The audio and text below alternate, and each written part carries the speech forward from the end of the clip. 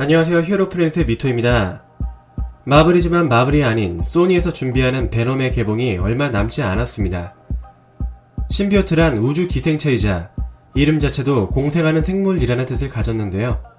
베놈 영화는 이 신비오트 특성을 활용해서 기존의 히어로들과는 확실히 차별화된 잔인하고 그로테스크한 매력을 보여줄 것으로 기대되고 있죠. 마블 원작 세계관에서는 이 신비오트가 어떤 대상을 숙주로 삼느냐에 따라 다양하고 새로운 베놈이 탄생했었는데요. 이번 영상에서는 어떤 베놈의 콜라보들이 있었는지 살펴보도록 하겠습니다. 데드풀과 더불어 안티히어로의 대표주자인 퍼니셔가 베놈이 된 적이 있었습니다. 마블 작품 중 말 그대로 마블의 상상에 만들어지는 외전격 와디프 작품에서 다뤄졌는데요. 퍼니셔가 뉴욕을 순찰하던 중 스파이더맨이 베놈을 떨어뜨린 교회를 우연히 들어갔다가 베놈화 되어버린다는 설정입니다. 와디프 이후 베놈버스 이벤트에서도 퍼니셔가 베놈과 힘을 합치고 킹핀을 쓰러뜨리기도 하는데, 당시 퍼니셔는 가능한 모든 범죄자를 죽이는 것을, 베놈은 딱 한 명만 죽이는 것을 조건으로 계약을 했었습니다.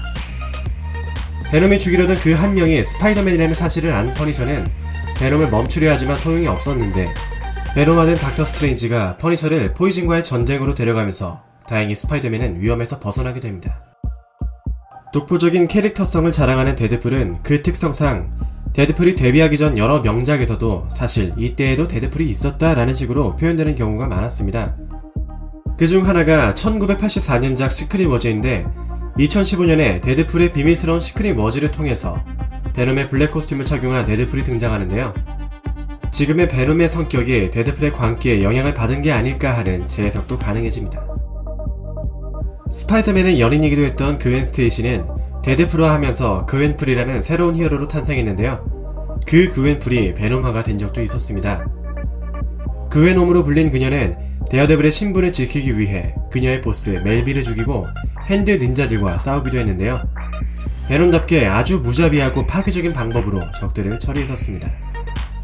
그러다 엣지 오브 베놈버스 2편에서 포이즌화된 데어데블에 의해 결국 죽게 되죠. 엑스맨 시리즈의 최고 인기 히어로 울버린 역시 베놈화가 된 스토리가 다양하게 있습니다. 2003년 베놈 런이라는 작품에서 베놈 신비오트의 한 클론과 대면하던 울버린이 잠시 동안 울베놈이 된 적이 있었고, 아포칼립스 워즈의 베놈은 미래로 온 엑스맨들 중 울버린의 숙주로 삼아서 울베놈을 만들기도 했었죠. 베놈버스 이벤트에서는 호크아이의 딸, 헐크의 아들, 엔젤에게 죽을 뻔했던 올드맨 로건이 베놈화되면서 위기를 모면하기도 합니다. 또 이 이벤트에서는 X23으로 불리는 로라 역시 베놈화되고 베놈버스의 빌런 포이즌과 함께 싸우기도 했죠. 올해 진행된 웹 오브 베놈 시리즈에서는 이미 닉 퓨리가 신비오트를 실험했고, 이 과정에서 울버린이 아주 잠시 동안 베놈화가 되는 묘사가 있는데요. 시간대를 정리해보면 이는 에디 브룩이나 스파이더맨보다 울버린이 더 먼저 신비오트의 숙주가 되었다는 이야기가 됩니다. 이름부터 혼란스러운 레드 고스트 베놈은 고스트라이더와 레드헐크, 베놈이 합쳐진 끔찍한 혼종입니다. 서클 오브 포라는 이벤트에서 고스트라이더의 숙적 블랙하트라는 빌런과 싸우는 과정에서 고스트라이더가 레드헐크를 흡수하고 에이전트 베놈인 플래시 톰슨이 자신의 신비오트를 빌려주면서 탄생한 히어로가 바로 레드 고스트 베놈입니다.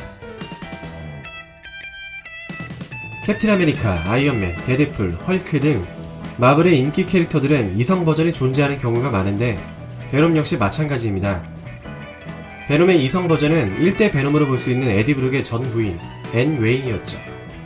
능력 있는 변호사인 앤 웨잉은 에디 브룩의 직업과 관련된 많은 마찰이 있었는데, 에디 브룩이 인터뷰 조작 사건으로 데일리 글로브에서 해고된 후 결국 이혼하게 됩니다.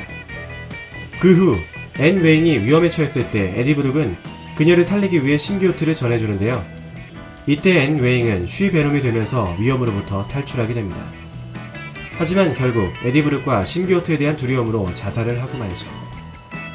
이번 베놈 영화에서는 미셸 윌리엄스가 앤 웨잉 역으로 캐스팅됐는데 어떤 스토리로 전개될지는 지켜봐야겠습니다. 베놈과 신비오트는 마블 세계관 중에서도 굉장히 인기가 많은 소재인데요.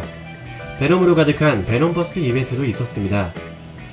베놈버스가 나온 후 프리퀄 개념의 엣지 오브 베놈버스 이벤트가 나왔는데, 여기선 베놈화된 다양한 캐릭터들을 베놈화된 닥터 스트레인지가 모아서 포이즌과 싸우는 내용이죠. 포이즌은 포이즌 퀸이 전 우주에 뿌리는 크리스탈 생명체인데, 심비오트와 대비되면서도 비슷한 생명체를 보시면 되는데요. 포이즌은 심비오트와 그 숙주를 단번에 흡수하고 더 파괴적으로 포이즌화 시켜버립니다. 이런 강력한 생명체와 맞서 베놈화된 히어로들과 포이즌화된 강력한 빌런들이 전쟁을 하는 스토리가 바로 엣지 오브 베놈버스입니다. 베놈버스에 등장한 캐릭터들의 이미지를 살짝 정리해봤는데요. 먼저 베놈화된 고스트라이더, 캡틴 아메리카, 닥터 스트레인지의 이미지입니다. 선한 느낌은 아니지만 베놈버스에서의 베놈은 분명 히어로 진영으로 봐야 할 것 같군요. 이 중 특히 닥터 스트레인지는 베놈화된 히어로들을 규합하여 포이즌과의 전쟁을 이끌어 나가는 핵심 인물이죠. 베놈화가 된 후 포이즌에 의해 포이즌화가 진행되면 전반적인 모양이 단단한 크리스탈처럼 변합니다.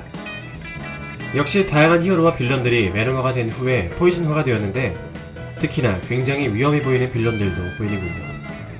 어쨌든 누가 히어로고 누가 빌런인지 구별이 안되는 비주얼이긴 하네요. 이번에 준비한 내용은 여기까지고요. 10월 3일에 개봉하는 안티히어로 무비 베놈을 대비해서 다음 영상은 베놈의 빌런들에 대해서 정리하는 내용으로 찾아오겠습니다.